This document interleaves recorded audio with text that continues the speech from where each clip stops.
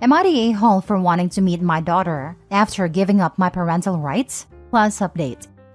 Original post. Long story short, in my 40 female 20s, I had a one-night stand with this guy, Nathan, now 41 male, and got pregnant.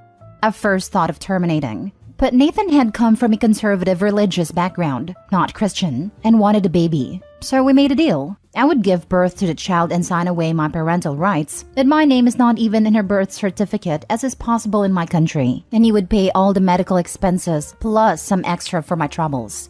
And that's what we did. I didn't keep contact after his daughter was born. A few weeks ago, a friend of mine who has the same religion as Nathan sent me a post from her temple's youth group. They were asking for donations for the homeless, and one of the girls from the picture looked a lot like me. I searched for her profile and found out that she had Nathan's surname and had the right age to be the baby I gave away. She's 17 now and seems to be doing fine. She's involved in charity work, apparently loves music, and has lots of pictures with friends and family. Nathan, his wife, and half-siblings. I never wanted nor want to be a mother, but I became curious to know more about this human I put in the world. So I texted Nathan's old phone number, which he has not changed, and asked if he would allow me to meet his daughter, since I gave birth to her and everything. It made my intentions clear, that I do not want to interfere with his family, just to know her. He then wrote a long text, which comes down to saying that I'm an a-hole for wanting to know his daughter now after I abandoned her, and that this meeting would only mess with her head. I told him I was telling him out of courtesy, because soon the girl will be an adult and be able to choose herself if she wants to meet me. He then blocked me. Am I being the a-hole here? I don't think there's any harm in meeting my daughter. She already has a great family, and it would only be beneficial to her to know about her own history. But maybe I am not seeing the full picture. Now for the top comments before reading the update. So you didn't want her then, you don't want her now, but you're curious to see how she turned out? You're the a-hole. You have no desire to be in her life, but want to meet her. Do you not think that would be upsetting to meet the woman who gave you away and learn she still doesn't care about you? Leave her alone. The loveless curiosity is what makes Opie the a-hole. No thought to how disruptive her presence will be. Agreed times 10 million. She wants nothing to do with this child. She just wants to talk her out of curiosity. How horrifying would it be for the person who birthed you to come out of nowhere and when asked why they say just curious, only to once again disappear into the night? Her dad is right. She's just doing this to mess with her head. It's so selfish. Honestly, I think you're the a-hole. You decided not to be in your child's life. It is not fair for you to now force yourself back into it because you want to. A more appropriate course of action would have been to reach out to provide current contact information and let him know that if she was ever interested in getting to know you, that's something you are open to. It should be her choice, not yours. Actually, I like the idea. I don't want to force myself in her life, just to know how she turned out, and maybe she has some questions for me. But you are right, it should be her choice. Just be aware that you have absolutely no right to have any opinions about how she's turned out. And be careful not to express any disappointment in her choices or involvement in her religion. As long as she's happy and healthy, that's all you can have concern for, as far as how she's turned out. It's great you want to know how it's going with her, but be careful and be sure to keep your opinions to yourself. Am I the a-hole for not letting my miracle baby niece be my flower girl at my wedding? My 27 female, older brother and sister-in-law, both mid-30s, just welcomed their first child a year and a half ago, after years of trying. After many failed attempts, sister-in-law was told that she wouldn't be able to conceive due to a medical condition she has. Then they finally got pregnant. Since having my niece, the baby has been the center of attention at every family event we've had since she was born. Birthdays, weddings, family get-togethers, you name it. Now, don't get me wrong, I love my niece, but it can get to be a little too much when my sister-in-law goes on and on about how long they tried to conceive, complications they've had, miscarriages they've had, etc. Like a little too much info. Many family members have commented on how it's a little bit excessive, but no one has said anything because they don't want to sound like an a-hole. Anyway, I'm getting married in the spring, and my brother and sister-in-law approached me last weekend about having my niece be the flower girl. Now, my fiancé, 35 male, has 2 children, 10 male and 6 female from his previous marriage. His son is one of the groomsmen, while his daughter had asked to be our flower girl when we told them the news that we were getting married a year ago, as it's something she always wanted to do. So, of course, we said yes. So, I explained this to my sister-in-law when she asked me about my niece. She asked if my stepdaughter can just carry my niece with her, and I said I don't think she'd be comfortable with that considering she's 6. She then asked why I can't give that role to my niece and allow herself to carry my niece down the aisle as a flower girl.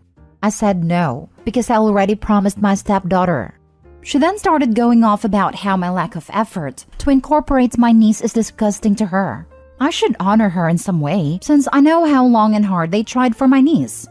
Now, I may sound like an a-hole for this, but I kind of got fed up and snapped and said, incorporate my niece how? By the time the wedding comes around, she'll be 2 years old.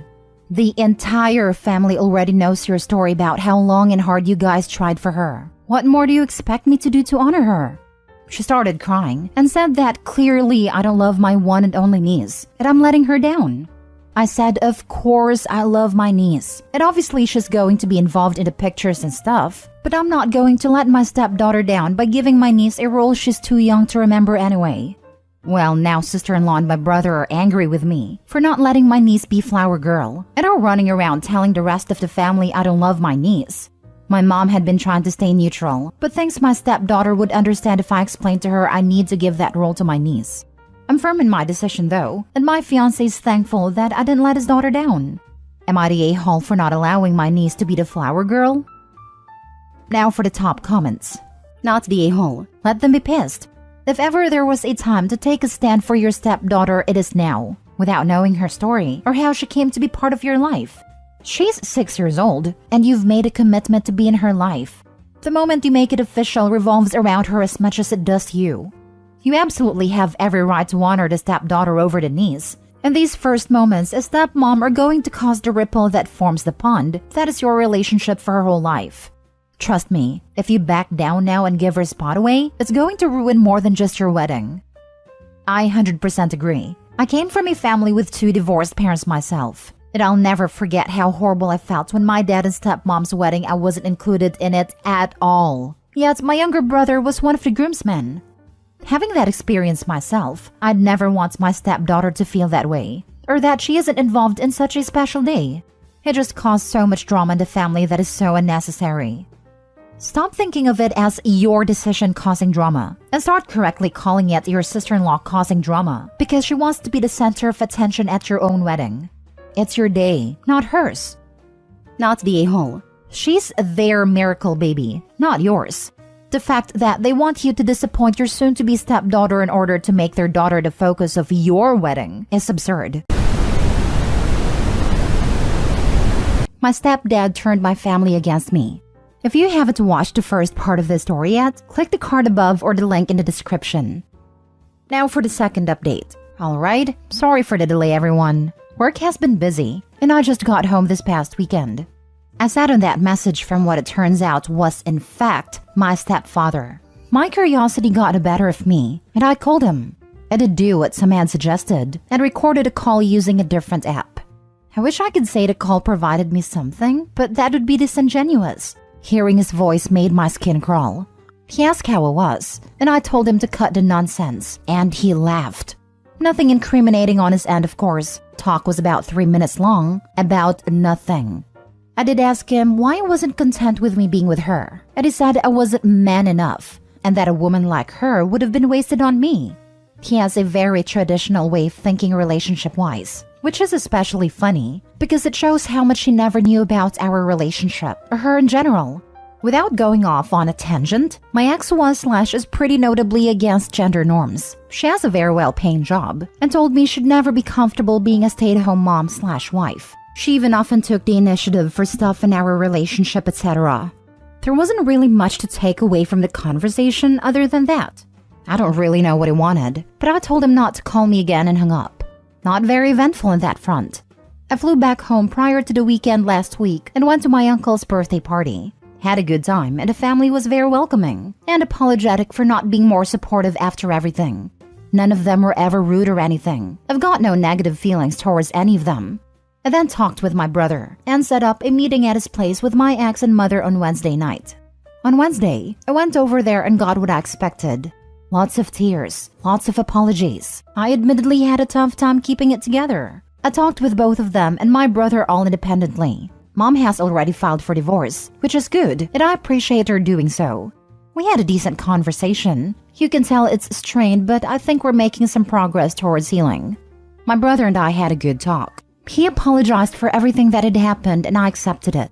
Can definitely tell he feels remorse for how it all shook out. And for the work he put in to make it right, I definitely don't hold a grudge. My ex and I had a very long discussion through most of the night. We'd been talking over the phone for the last couple weeks already. A lot of it was just catching up. We're obviously two very different people now after nearly a year and a half apart. We had some more serious discussions later on about everything.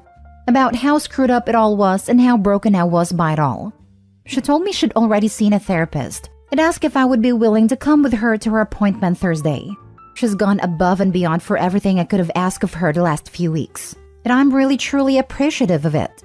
I went with her to her therapy appointment, which I feel was very productive for everyone. Her therapist seemed to be very appreciative of me being there as well. So we stayed talking for a while after, and I decided to ask if she wanted to go out Saturday night. So that's the plan right now. I don't know exactly what's going to happen, but I wanted to show her that I appreciate the effort she's putting in to try and mend what's been broken. And selfishly, I'd like to see her in a setting that isn't like the ones we've been in. That's the update for now. Things are looking up. Haven't seen any of my stepdad or his family since getting home. Appreciate all the support from everyone. We'll update with anything new. Now for the comments. I really want to believe that she changed. It isn't that gullible anymore and won't fall again for such BS if anyone would ever try again. Because it seems that you really want to get back in a relationship with her. If you think that getting back together is the best thing to do, then it's your choice. Up to you. Hopefully things will be okay from now on. I'd like to, yes.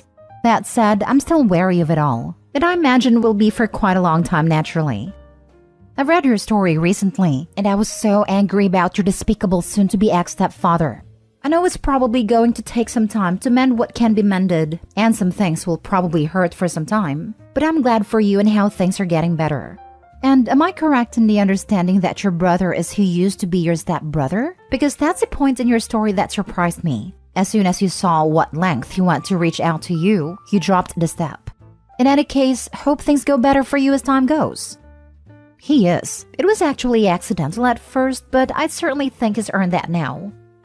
So wait, is brother still dating ex, or did he step back once everything came out? They aren't dating. Went on 2 dates at the suggestion of stepdad, but both felt gross about it. I'm honestly a bit concerned that because you don't have a strong support system, you let your mother and ex too fast back into your life. I would never trust them to have my back like a family should, ever again. Mom has already filed for divorce, which is good, and I appreciate her doing so.